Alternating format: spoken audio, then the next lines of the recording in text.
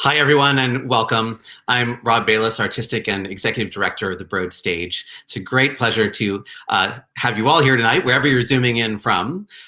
We here at the Broad Stage are zooming in from Santa Monica, where we are upon the traditional lands of the Tongva, Chumash, and Kizh peoples, and we honor their elders past, present, and those emerging.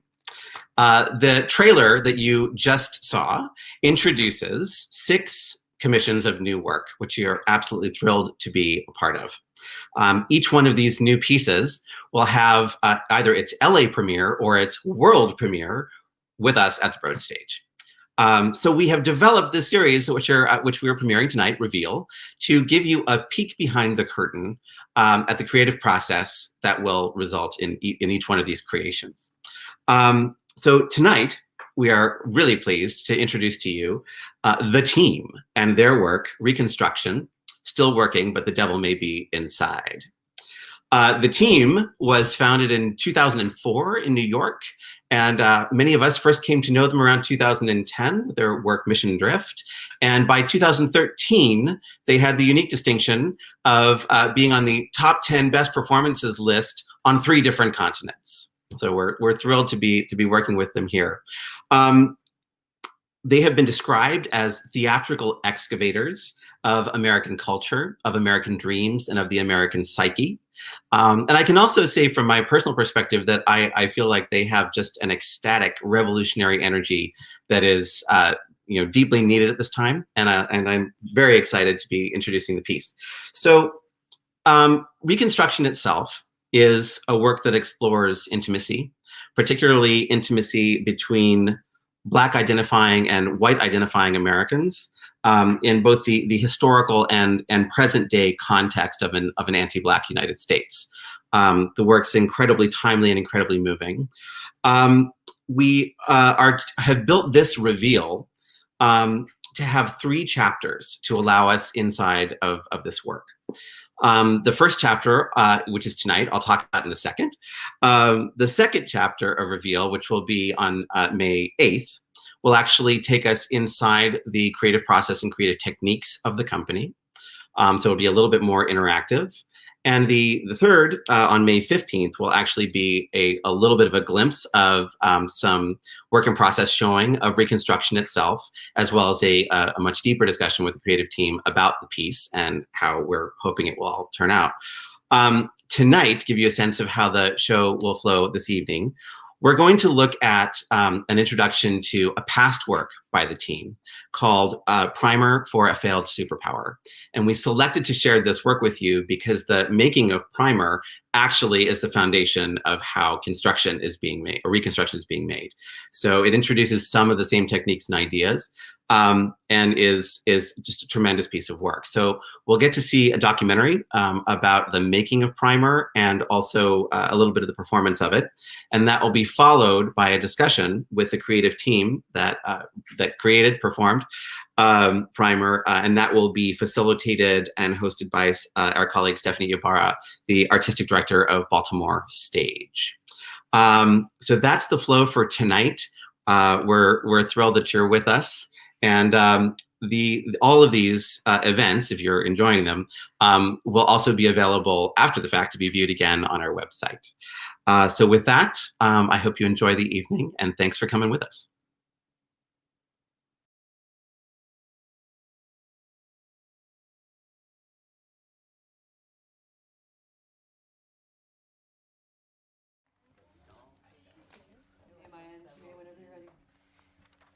Come all of you good workers, good news to you I'll tell, of how that good old union has come in here to dwell. Which side are you on, boy? Which side are you on? Which side are you on, boy? Which side are you on?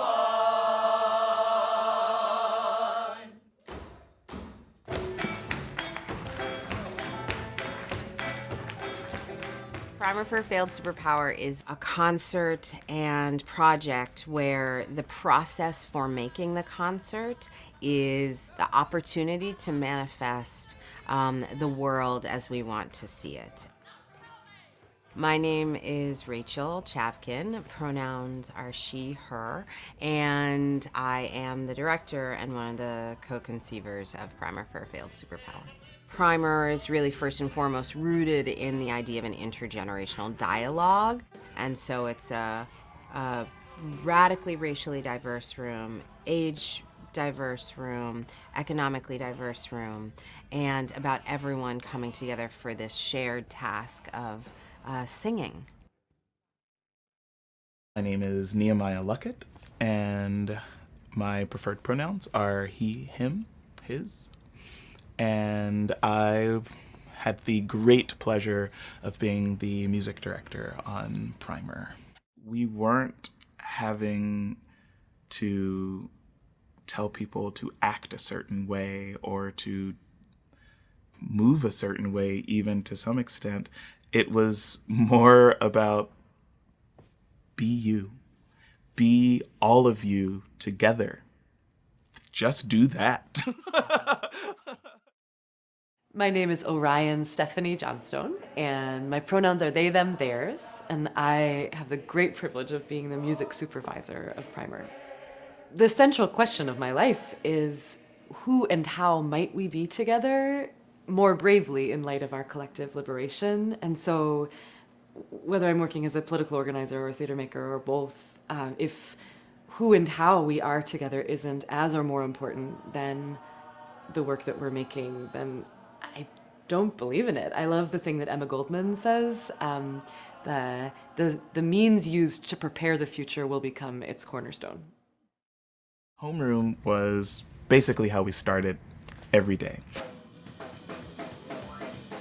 It was a little period of time where we would receive a prompt, normally from our director, Rachel Chavkin. On day one, we had to get to know each other and begin fomenting this exchange across generations. I would like to think my sons and daughters won't still be protecting water. I would like to think that equality means the same for sons and daughters. I would like to think. So you began through these individual people getting these incredible snapshots of the decades. I think it's really important that it always came first in the process.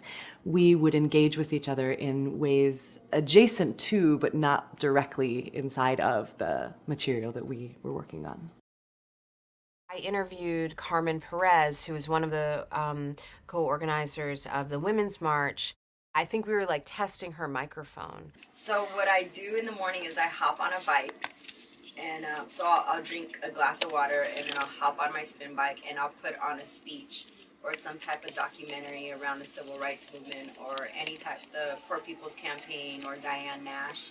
Every day we would have a seminal activist speech ready. Our movements require us to do more than just show up and say the right words. A great nation does not hide its history.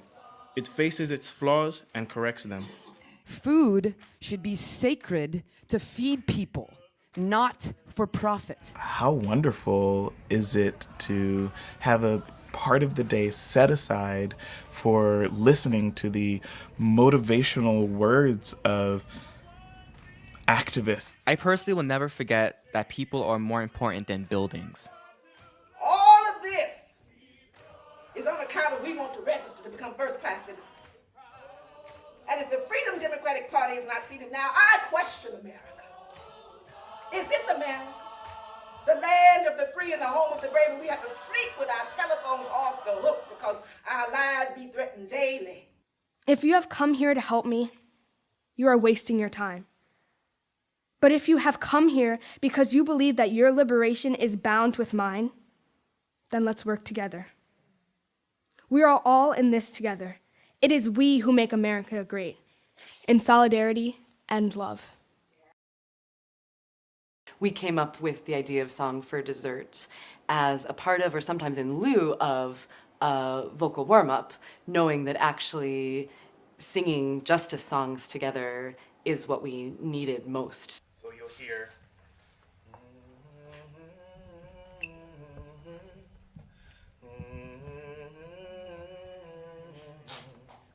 Nehemiah and myself do a lot of singing in the context of civil disobedience and direct action, singing in the streets.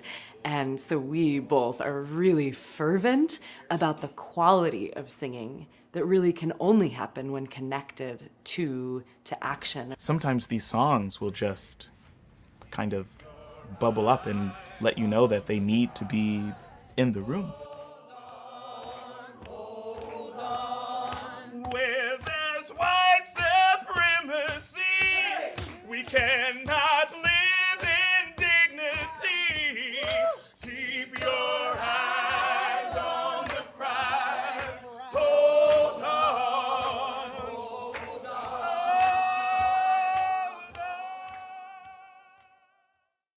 We commissioned an extraordinary and diverse group of really wide-ranging composers to reorchestrate, reimagine seminal protest songs. So I'm gonna start here with my Marvin Gaye's.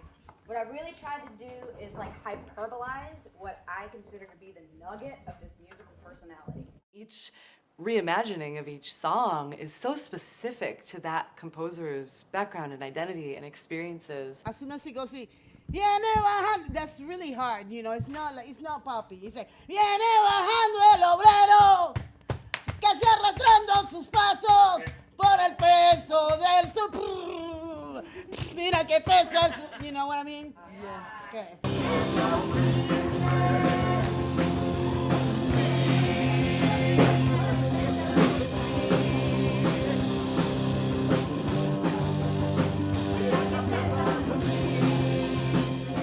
Pissed.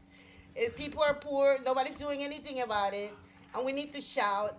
We need to shout. We need to let people know that we're here and we're complaining. I mean, I guess that's a lot. There was never a, this is how you do it, this is the only way to do it.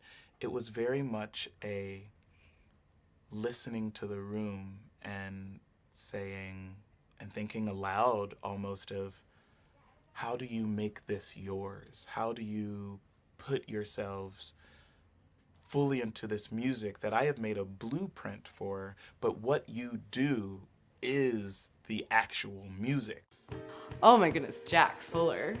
We were working in Queer Jubilance and they came in one day to teach it, and the ensemble that was singing Queer Jubilance, who maybe was like at first a little daunted by the brilliance and intricacy of the material ahead, when Jack came in, the singers just like immediately jumped to this whole other level of super queer excellence.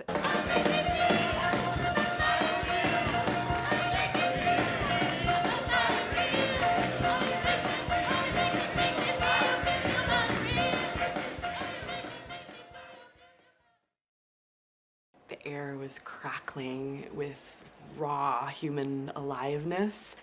It didn't ever feel like enough to merely sing about the history of justice work. The activist interviews were a way of both amplifying voices of those doing justice work for justice and liberation, and also to connect our audiences to that work that is ongoing. Well, I think for me, this is my activism. I think a lot of people have now using gardening and growing food as an active, as a defiance of the political food system, the food system that's out there. And this is my badge of courage. My honor is the ability to grow my own food, understanding where it came from, understanding that I grew it and that I have ownership to that because I grew it and I can put that in my body. I saw uneducated mountain boys and people from the Bronx. That seemed to make up the largest percentage of people who were actually doing the fighting and dying. It didn't matter where you were from. It simply mattered in terms of what kind of value was placed on your life. The hundreds of years, 500 years of persecution of my people, finally, we just said enough is enough. You have dried our black hills of all the gold and uranium. You have already poisoned a lot of the rivers. You've taken us away from our grazing grounds, putting us on reservations where alcohol, methamphetamine, and drugs are famine to us. And finally, we just stood up and like, no, we will not take this anymore. And I think that is at every beginning of a great movement. So when you have that bunch of carrots in your hand or your collard greens in your hand, that's power. That's the defined moment that you will have power because you are growing your food and you understand the relationship between food and health. And that's my activism, and that's my shield, and that's my honor. The performance of Primer felt sacred. When after moving through a couple minutes in the song of epic grief about the past and rage about the present, and how really challenging it is sometimes to conceive of how we move forward into the future together. In my arrangement, all of the words drop away at this one point, and the entire gigantic choir just screams.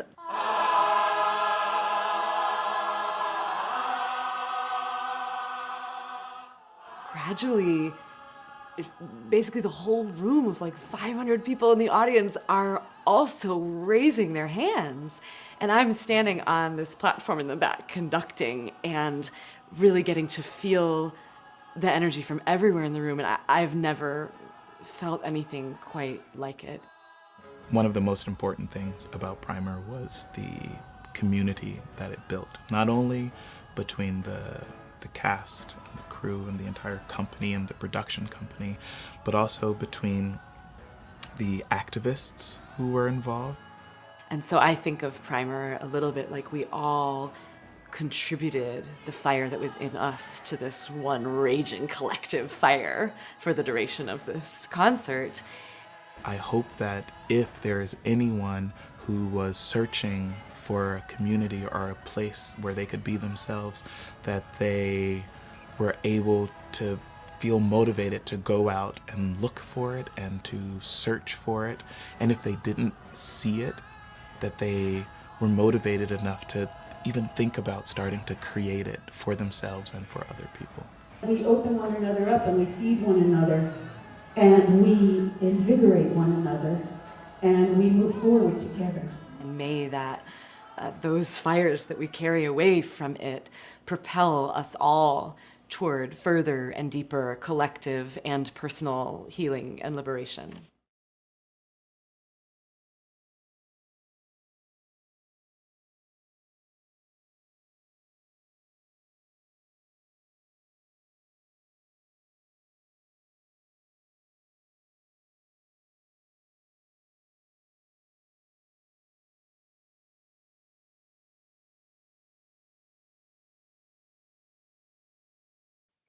In hope, in prayer, we find ourselves here. In hope, in prayer, we're right here. In hope, in prayer, we find ourselves here. In hope, in prayer, we're right here and we rise,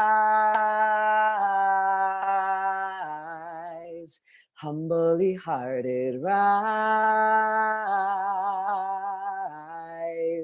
won't be divided, rise, with spirit to guide us, rise,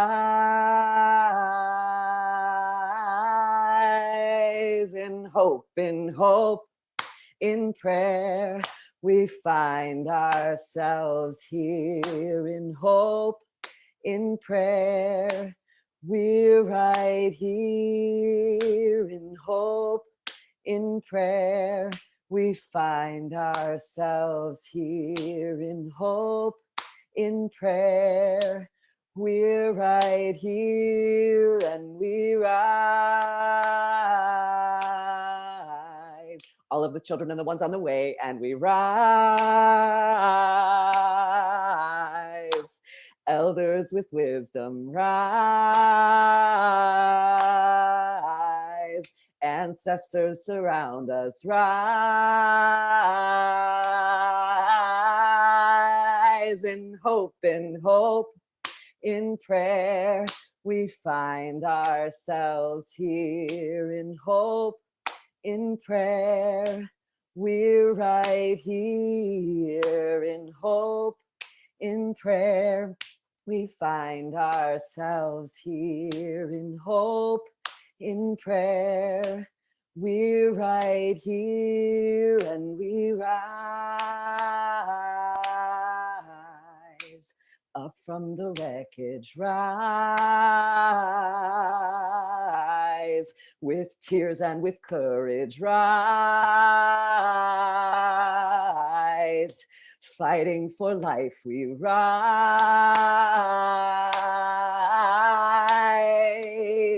In hope, in prayer, we find ourselves here. In hope, in prayer, we're right here. In hope, in prayer, we find ourselves here. In hope, in prayer, we're right here.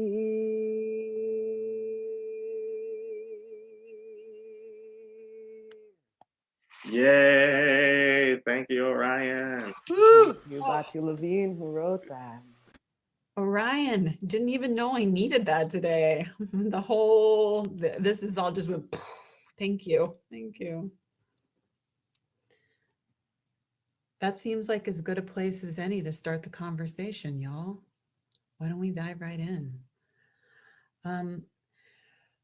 Having just grounded ourselves in a little bit of shared art making, and I want to start actually, Zhailon, with you. I wonder if you could, of all, introduce yourself, and also give us a little bit of the thumbnail sketch, ground us in Primer for a Failed Superpower.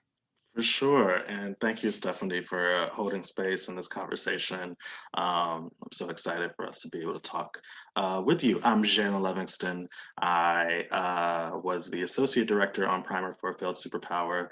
I use he, him pronouns, and I am so excited to be in this conversation. So a little rundown of what Primer is. At its simplest form, a concert of protest music from across time, performed by a choir and band of 3 different generations: Gen Z, 30-somethings, baby boomers. It also included interviews and engagement with some amazing activists and composers. But more than that, it was a time artists spent together investigating how to center process in the making of all things as a response to our current political moment. That was a really good thumbnail sketch. That was some one take. Really nice. I want to pick up on the process piece and ping it over to you, Orion. I wonder if you could tell us a little bit about your relationship to the project, but also, and more importantly, sort of talk to us about the how and you've said some beautiful things about the how of the work being as important as the what of the work. And I can't wait to hear you say more about that. With pleasure. Thank you. It is such a joy to be with you all. I am Orion Johnstone. My pronouns are they or he, and on Primer, I was honored to be music supervisor and one of the many contributing composers. And in the process, we use the phrase a lot: how we make is as important as what we make. And to find our way to that, I'm rooted in reading from Adrienne Maree Brown, Emergent Strategy, the way she talks about fractals and fractal integrity, or that the smallest piece of the whole can be in integrity with the widest piece, not in a striving for perfection way, but in a heart orientation way. I'm also grounded in the words of Emma Goldman that the means used to prepare the future will become its cornerstone. I believe that when we start talking about any process, that the process has begun, and who and how we are together in every moment imbues the work that is to come, and to me personally is as or more important than the work that we are making. And there are so many ways that we grappled with that in Primer, and I'll just highlight a few for now. One was beginning every day with what we called homeroom, or simply time for the who and the how of being together. I find often in processes, even processes that are deeply dedicated to our collective liberation, it can feel like if and when conflict comes up, if and when, I should say when, not if, conflict comes up, when just learning how to be together bravely and how to deeply honor each other in the process and honor our spirits and souls, not just the material. In many processes I've been a part of, even the most well-intentioned ones, it can feel like, oh, we don't quite have time for that, or oh, that's getting in the way, or oh. And we began Primer with belligerent commitment to center the who and how we are together, that it's not something that gets in the way. It's something that we start with. It's something that there's always space for. It's something that we return to again and again and again.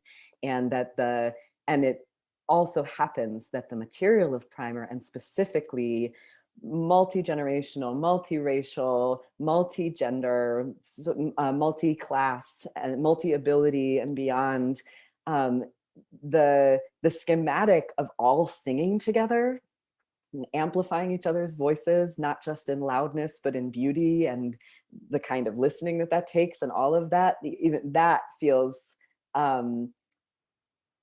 that takes, like, I guess, this all feels so beyond words, but I don't know that it is packageable in words. And I believe that there is a resonance, a translation that, like, it can't, that kind of singing together and what we made could not have happened without all of the how we are together along the way, even though I think kind of the point is that we can't like map exactly how that informs it. And I think I'll leave it there for now. I could talk for hours on this.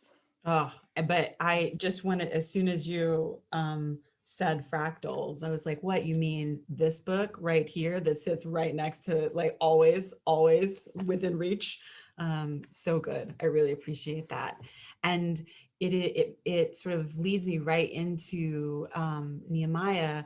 Some of the language I've heard about you with when you speak about the process of Primer is listening to the room, and that's what I hear you reflecting on, Orion. And I wonder, Nehemiah, if you could help us to dive a little bit deeper into what listening to the room, what being in relationship to, like, to each other as people first, how does that actually show up in a creative space? Like, can you paint a picture for actually, like, the practicals? What does that look like when you are actively trying to move through a creative process, and also normalizing and holding space for the ways that we show up just as ourselves, and all of the detours, or not detours, but all of the layers and multitude. Wow. Okay.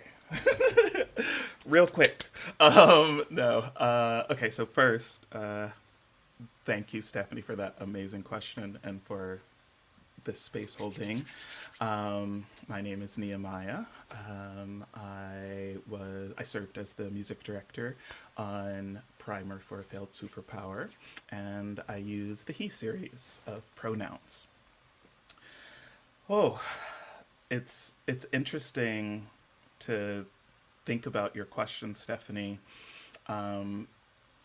right now, at a time when we are distanced from each other, and singing together and being in rooms is not possible in the same ways. And yet we continue to do it. And yet we continue to be here. We continue to be in rooms together, and we continue to create. What it brings to mind for me right now, ask me again in 15 minutes and this answer might be different. But shortly after the lockdown in New York last year, of course, the first thing that I wanted to do was find a way to make music together. It was like, I get it. I can't leave my house. I get it. That's all fine. But as long as I can make music with people, I'll be fine. And so it led me down, many technological rabbit holes. It led me down,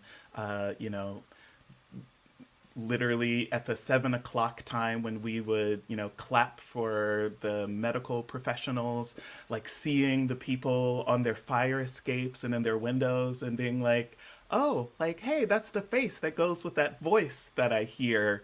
And of course, it led me down, searching for music that can be performed in a distanced way. And I came across Pauline Oliveros's tuning meditation, which is a very interesting piece that was written in the 70s. Pauline Oliveros was a contemporary of John Cage, and was an incredible composer who did not always use notes for the music that she shared. And the tuning meditation, the first line of the tuning meditation is, begin by playing a pitch that you hear in your imagination. And the reason why this piece works on Zoom or distanced is because there is no time is not important to the piece. There is not things don't have to happen here or there.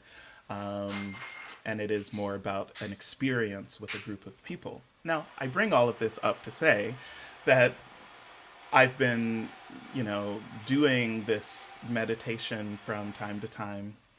And whenever I start with that, begin by singing a pitch that you hear in your imagination, it leads me to just thinking about music making and how listening is truly always the first step in music making. And what does it mean to sing something that you hear in your imagination? So this is something that I've just been thinking about a lot, and I feel like I've been re-grounded in this idea that personally, as a musician, I always want to start with listening. I want to start with listening to myself. I want to start with listening to my collaborators. I want to start with listening to the people who are making the music with me, and also listening to the people who are experiencing the music that is being made, which unfortunately, causes me to tear up a little bit, because that is what I love about live performance and why I have dedicated my life to it, because of that free flow of information between those who are performing and those who are experiencing the performance. So now, Primer. Sorry about that, but the experience of Primer in regards to listening to the room, it felt like just the perfect opportunity to widen the idea of what it means to listen to a room.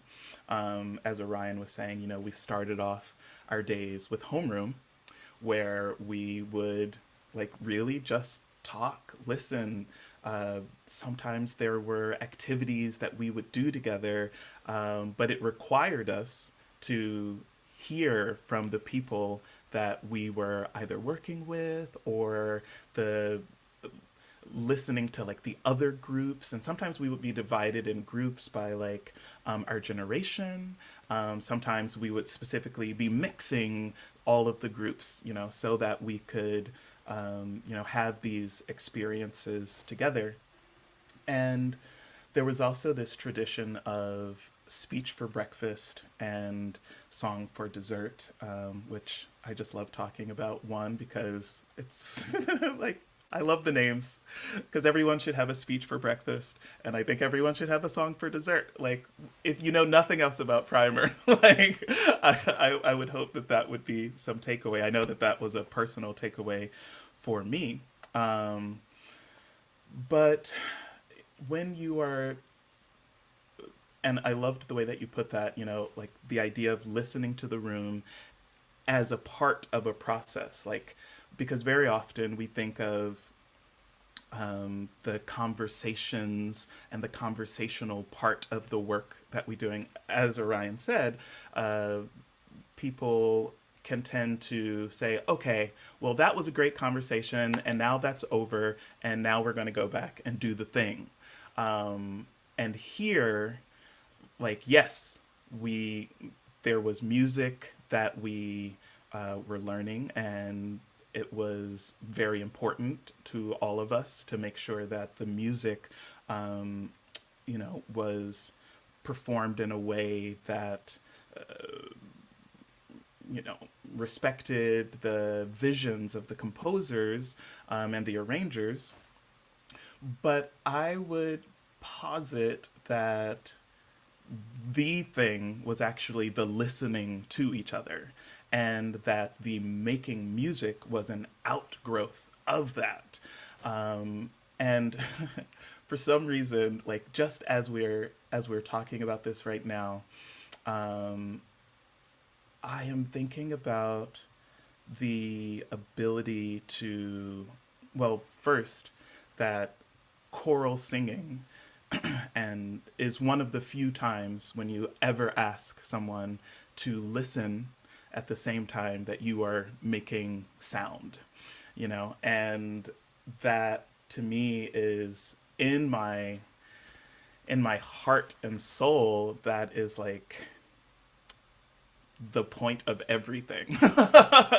It's like to try to simultaneously listen as you are creating, so that your creation is not from a void, but from a specific place. And so this specific place of the rehearsal room that was created for Primer allowed for so many things. Right now, the image that is coming to my mind is being around the piano. And we specifically had a song that highlighted our queer members. And my heart is just thinking of Libby King singing "I'm Coming Out." And this is one of those moments, because Libby was very upfront and saying, like, I don't know if I should be singing a solo. Like, there are so many like great singers in the room. And the room like turned to Libby and said, absolutely, you will be singing. It will be fantastic. And we are here behind you to support you and to let you know that whatever happens, we've got you and we're here with you. And this hearing you sing from where you are at that moment is like what all of this was about. It's what all of this was about. So I could definitely talk about listening to the room for hours, and especially in regards to the Primer project specifically. But I saw Orion's hand. Yes, get in there, Orion. Yeah. Oh, I just wanted to amen, amen, amen. Yes, and this, I firmly believe that there's no such thing as good or bad singing, only free or less free. And I think that the reasons that anybody thinks they can't sing or are a bad singer, which I don't believe exists, like has everything to do with interlocking systemic oppression. And I believe that our collective liberation fucking needs all of our voices, and especially those who have been most often silenced or told that they should sound a certain way, or yeah. And thank you, Orion, because I feel like for I guess the last thing that, well, I'll probably say more on this subject just because I like talking about it, but the last thing I'll say right now is that the idea of using choral music to highlight the concept that every voice is needed, that we need every voice. We don't need every voice to sound exactly the same. We don't need every voice to sing the same part. What we need is just every voice doing what they can. And for me, that is where choral music and what I hope for as a human in the world, intersect very strongly. We are for sure going to come back to choral music as the metaphor for all the things, and I'm going to attempt to hang with that metaphor. Wish me luck. But in the meantime, your voice is needed too. Rachel, I want to invite you into this conversation, and I just want to reflect in this moment the deep and incredibly sophisticated knowledge that is operating here. And I am curious to hear your reflections on the sort of the continuum of where we are with Primer, where we find you all, and what you've pulled. It sounds like you've coming into the process with an incredible amount of knowledge, and it sounds like you're coming up to the other side of the process with even deeper knowledge and understanding about the way these things interconnect and the way you all work together. And how does that relate to what comes next in your art, in your sort of artistic process for Reconstruction?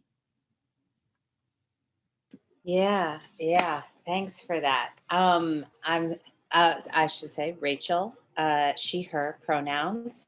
I was both the director and the director of Primer as it happened on the original concert. Like final nights were August 2017, towards the end of that month.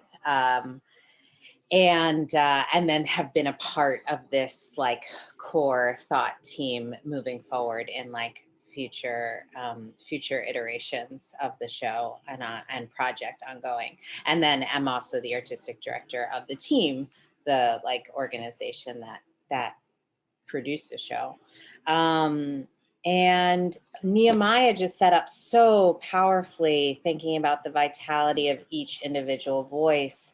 And I am not a musician, and I'm actually someone who was told I sing flat when I was quite young. So I don't identify as or think about things necessarily through music, though it's a huge part of where I spend my life now. But what you said, Nehemiah, about each individual voice is like the beautiful musical articulation of what I think the team has tried to do for a long time in our artistic practice, which is we are a collaborative writing ensemble. And we are a collaborative writing ensemble that when we have worked occasionally with other collaborative ensembles, there's always a moment of like, oh, you mean that kind of collaborative? Like it's very consensus driven. It is, I have described it as aggressively inefficient. which I would say with pride. Janae Bonnick, who was our stage manager and a primary facilitator for Primer, and is now the stage manager for Reconstruction, has tweaked that to magically inefficient, which I will accept with grace. And it can take us 5 years to, I will say, write something with the word write in quotation marks, because the writing, of course, sometimes has us all at computers, but sometimes it has us thinking about like the actual architecture of the project. And for Primer, because there was no actual like dramatic material in any traditional sense, the architecture of the project was actually the key. And it took us about 5 years in a wild way to refine what ended up being the quite elegant and simple architecture of protest music, commission composers reimagining these songs for this multi-generational ensemble, and those songs being intercut with these videos that Zhailon described with different activists. So it was the how. I mean, this goes back to what Orion was talking about. It was the how to make a work that is not we weren't making a work that was about protest music. It was really trying to make a work that was of the spirit of collective liberation that has produced the songs that we were most excited about. And sometimes that was us being excited about a different piece of music, and sometimes that was the composers who we were talking to saying, like, I can remember Stu and Heidi Rodewald saying, like, lift every voice and sing, and Black Sabbath's War Pigs pretty fast as their obsessions. And I think, like, in terms of, Stephanie, the question you're asking about of transformation and like, yeah, the kind of growth with each and through each process.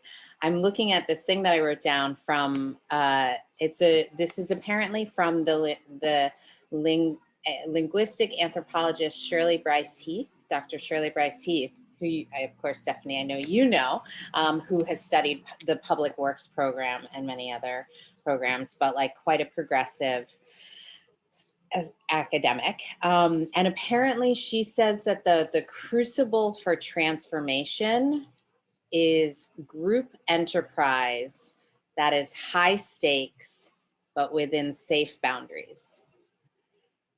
And I think that's incredible. Certainly that could kind of describe a lot of theatrical work. But I think there's something about the particular types of, like, the cauldron of stakes, the cauldron of risks that were being taken and asked in the Primer room, the challenges and conflicts that inevitably arose as the results of what the group enterprise was, and that it was inherently an ensemble that was seeking for, back to Nehemiah's image, like an individual empowerment of all these different voices, not into by any means a smooth or unified whole, but a sum that is at least as great as the sum of its parts. You know, like, and kind of that can be sort of the minimum aspiration for, I think, any team show, and I think is enough. And so it was like having to surf and move through those different moments of conflict that arose, the different profound range of needs in the room. That sometimes profound rage in the room. And sometimes profound rage in there. I will let Orion, I will maybe ask you to fill in more on that. Agreed. Very much agreed.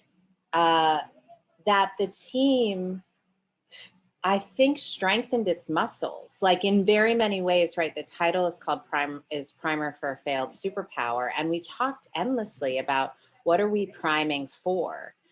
And we chose to end the concert with this, what we called a community fair of different activists and organizers talking about their work and ways that the audience who came could support that work financially, could volunteer, et cetera.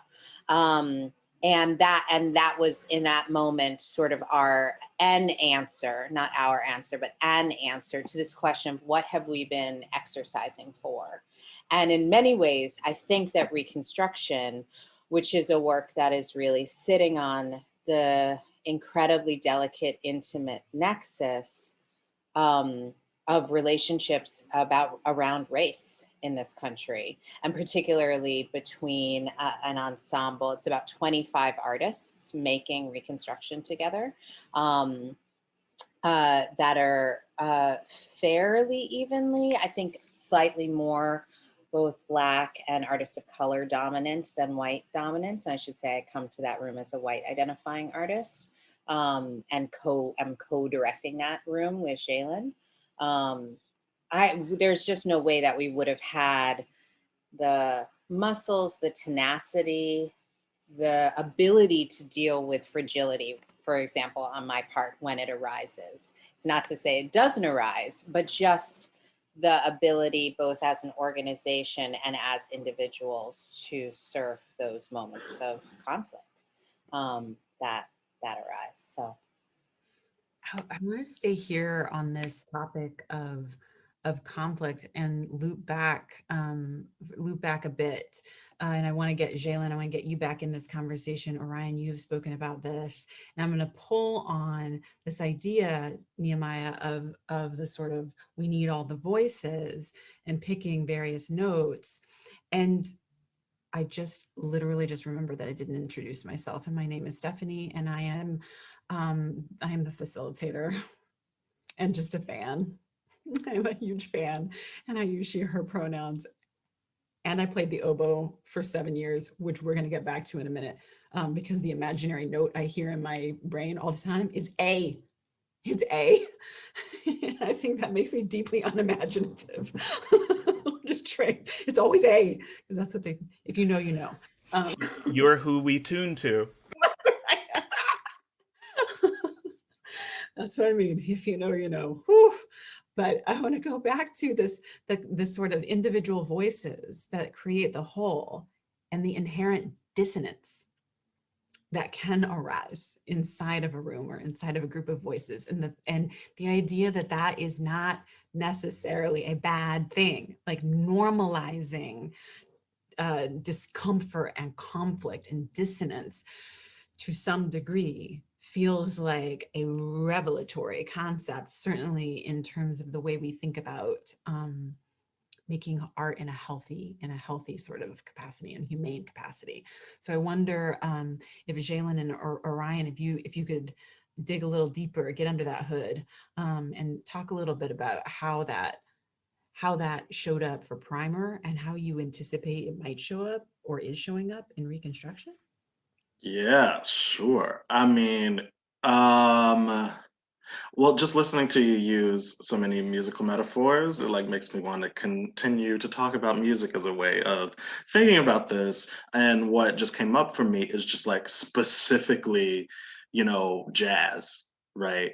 And the amount of dissonance that is in jazz, the amount of tension that is in jazz, the amount of improvisation, which can also be disruptive, that is in jazz. But like, there's a faith in the making of that through that tension, there is actually quite a high integrity of art that can be made, or music that can be made. So it's not even about like, how do we manage this if it comes up? It's actually about like, it kind of has to come up.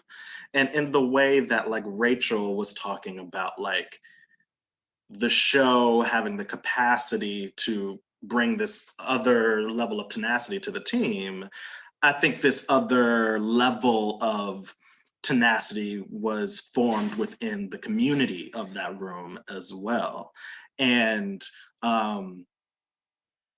I think about this George Wolfe quote a lot, which is, as a director, you can tell someone where to go, stage left, stage right. And you can be a director that stands in the middle of the room and demands them go wherever they want.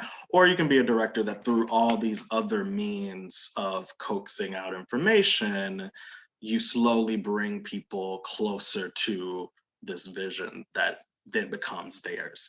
And in the first version of directing, someone may walk stage left. That'll probably happen. But in the second form of directing, they will walk stage left and they will bring with them their secrets. And I think that the kind of artistic secrets that we are hoping to excavate, both in Primer and in Reconstruction, require a room that's able to hold contradiction and friction, and to understand the difference between conflict and abuse and harm, right? I'm thinking Adrienne Marie Brown's writing a lot about this currently, but I think that like the artistic space is one of the few public spaces right now where one can in real time figure out where's the nuance, where's the difference, and how can we push through, right? And so, you know, you're gonna inevitably, hopefully, get that kind of jazz-like tension and friction in a process wherein you are putting people from all walks of life in a room together, people who identify as artists, people who maybe don't always identify as performing artists, people from all around the world, because we were working not just with artists who primarily relate to New York, but we were working with some artists that were outside of New York, some composers outside of New York. And to me, it would feel inauthentic if there was never a moment of disruption in that room, right? And I particularly recall, and I don't feel like we need to get into like every single particular of like every time conflict happened, this is what it looked like, because we know what that feels like. But I particularly remember in homeroom once, a young person of color from the Gen Z group presenting something in relationship to what was going on right outside. And I remember then the older people of color responding to it in a way that was much less enthusiastic than the younger folk. That it was a moment where it was like the first time I saw some of these folks shut down. And I remember feeling like, oh yeah, because this triggers for them a fight that they've been a part of for so long. And to bring it into this room maybe isn't always, you know, freedom for them. Maybe isn't always fun. Maybe isn't always what they want to be doing. And then conversely, with these young folks, having this room be the place I can finally say this or express in this way, right? And I remember that tension being like, and like it was like one of those times where like young people were not talking to the older people were not talking to the younger people, and that was just like how we spent the 20 minutes, and it was all cool. And then like conversely, there was a moment wherein for homeroom, we I brought in like this large canvas that the team helped me with, and we wrote out this timeline. And the prompt was fill in the timeline from, I think we started maybe like 1950 or something like that, and went into the future. And each generation had a place where they were to fill in the timeline. And then they eventually walked around the canvas and saw what our collective histories were. And, you know, I just think about that as two examples of like, because we were able to go through that tension, I think we were able to share with each other in a different kind of way. And I think that without that, the other couldn't have existed. And I think we did a lot of different kind of activities and prompts and ways of making that held space for a multitude of reactions that I think ultimately created the opportunity for us to move at the speed of trust, right? Like sometimes we will do things and it will be deeply discomforting. Sometimes we will do things and will bring us completely together. The gig is what happens if you continue to show up through all of that. And it is only in artistic spaces where we have made the social contract to show up despite, wherein I have ever garnered real trust in white identifying artists that I'm making work with. And so like currently, just like to be honest and transparent, like to me, those are the only kinds of white identifying people that I want to be in collaboration with, those who will go through an artistic process with me. And that was kind of like a big thing that I took from both Reconstruction and Primer, is that like I need people who are willing to develop faith. And you cannot develop faith without doubt and unknown and discomfort and darkness. And I feel like we were able to find light through even those moments in both processes. But I'll stop and swing it to someone else. Thank you, Zhailon. Orion, this seems like it's resonating with you? I'm just full of fuck yes, amen, hallelujah to everything Zhailon is saying. And just full of gratitude to be in this with all of you. I don't have anything to add at the moment. Can I add, I just would add one thing off of what Zhailon just said that I really responded to. I mean, there are many, many things, but like what you also said about like the commitment to show up and like the agreement to show up despite, and combining that with moving at the speed of trust, which really harkens back to something that you said, Nehemiah, of yes, the songs happened, but it was all about the listening. And it's like, at the end of the day, what is kind of crazy is Primer was 5 years in the making, but the actual like process for it in many ways that most people, like most of the participants experienced, was a 2-week rehearsal process for 6-hour days. And the agreement that at the end of that 2-week rehearsal process, we would have another couple days of tech, and then we were putting on a show in this space. And the show was going to be 2 nights. The venue could hold tons of people. So I think we charged I think it was $10. No one turned away for lack of funds. And we also had a very high price ticket for anyone who wanted to give more to, just like help with project costs, who had the capacity to do so. But there is something also about that, it goes back to that triangle of like group enterprise that is high stakes, but within safe boundaries, that I don't know. So often it's like you want to try to have conversations about who are you as a collaborator? How is this going to go? But like very much to what Zhailon, you were just saying, it's like, well, we're never really going to know until we get into the thick of it, and like the chemistry and the difficulties and the challenges that arise from it. And it's not that those things won't happen. It's what you do on the next hour or the next day of the rehearsal. And there was something about the very like prosaic structure of, we got 2 weeks to put on a show, and the musical integrity was profound and was rooted in, as Orion's described, like this incredible breadth of what excellence sounds like.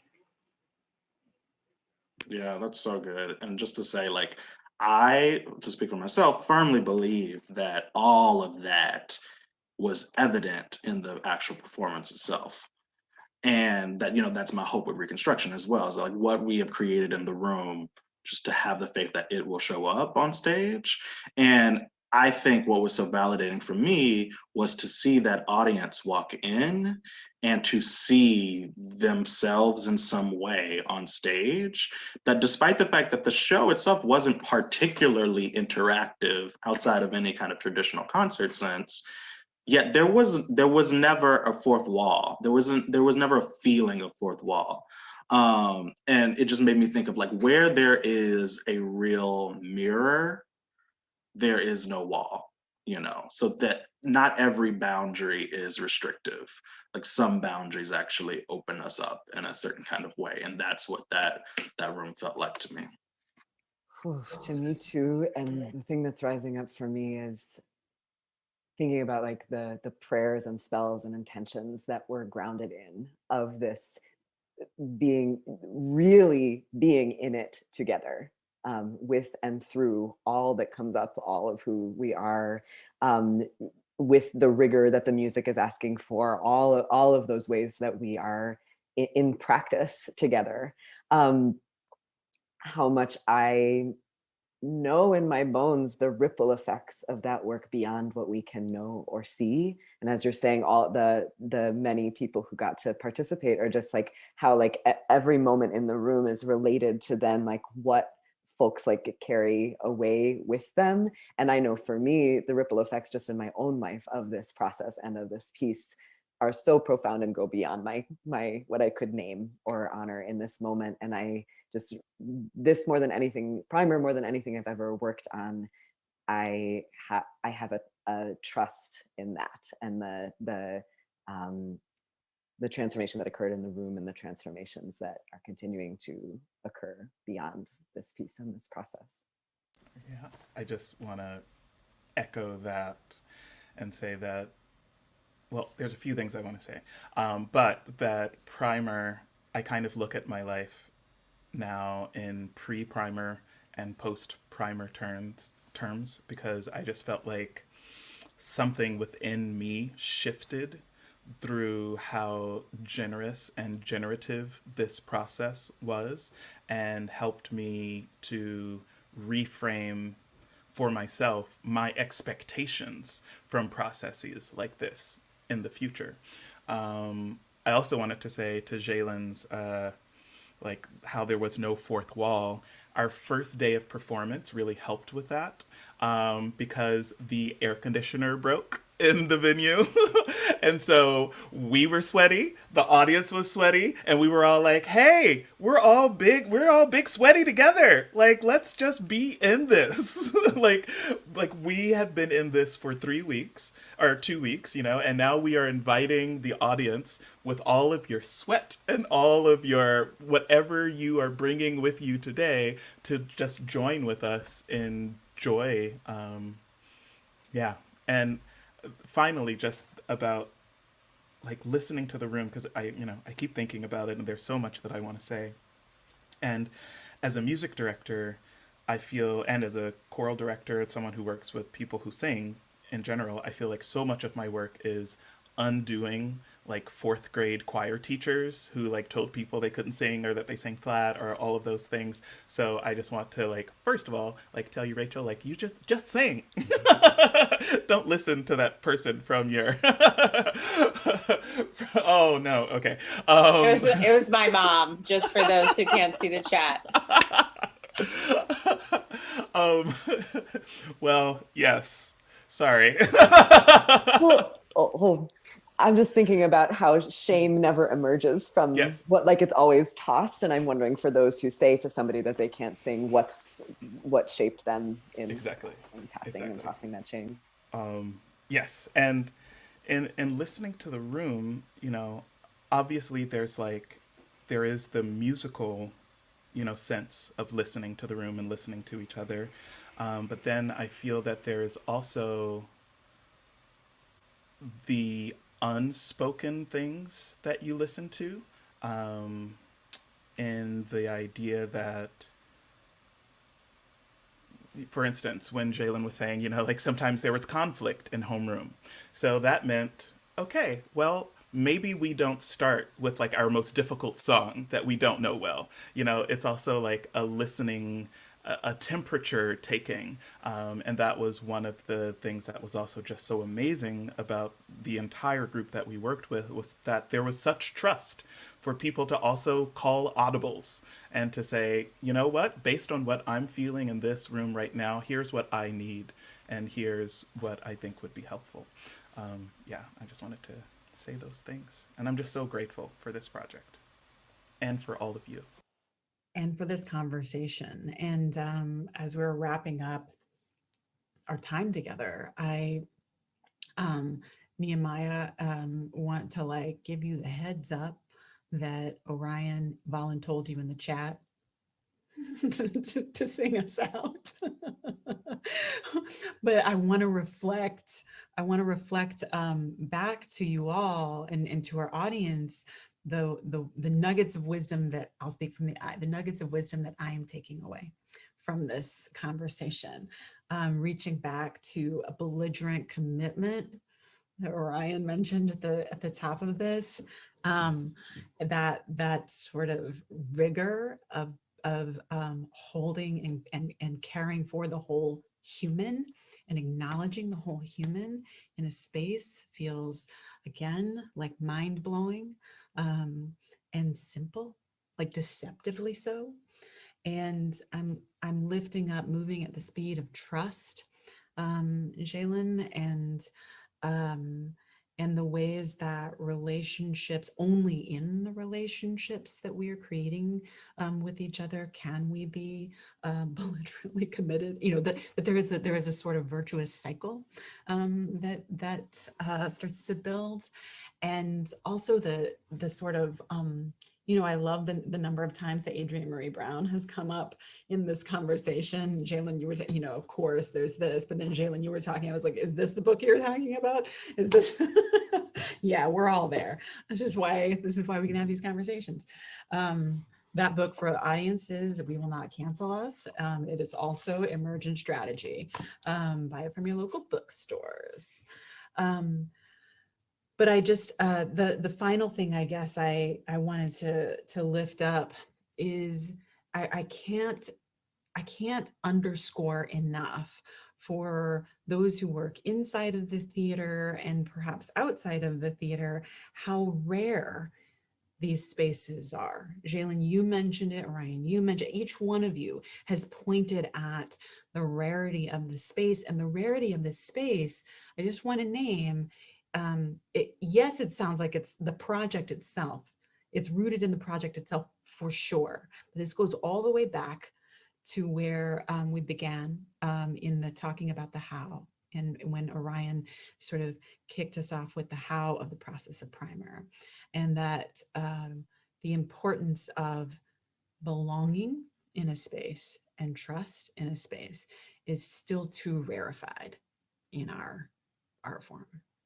So I'm holding that and appreciating that that sort of commitment from all of you to fractaling that shit out into the world. Yes, Ferns. On that note, Nehemiah, I wonder if you could take us out. Thank you. Awesome. There are so many songs that I want to sing right now, just because, I don't know, I'm feeling like just so much joy. But the song that is on top for me right now is one that I was actually, I was there for the writing of it. My friend Stacy Craig, we were at a Music That Makes Community conference, and the song is titled They Tried to Bury Us. Let me try to get myself a note so I don't hurt myself. Okay. Yeah, that'll be good. No, let's do. No. Yeah, that's good. So it's really easy, and I'll just sing through it like 3 or 4 times and jump in whenever it feels good. They tried to bury us. They tried to bury us. They didn't know that we were seeds. That's the whole thing. They tried to bury us. They tried to bury us. They didn't know that we were seeds. Couple more times. They tried to bury us. They tried to bury us. They didn't know that we were seeds. Have some fun with it. They tried to bury us. They tried to bury us. They didn't know that we were seeds. One more time. They tried to bury us. They tried to bury us. They didn't know that we were seeds. They didn't know. They didn't know that we were seeds. One more time. They didn't know that we were seeds.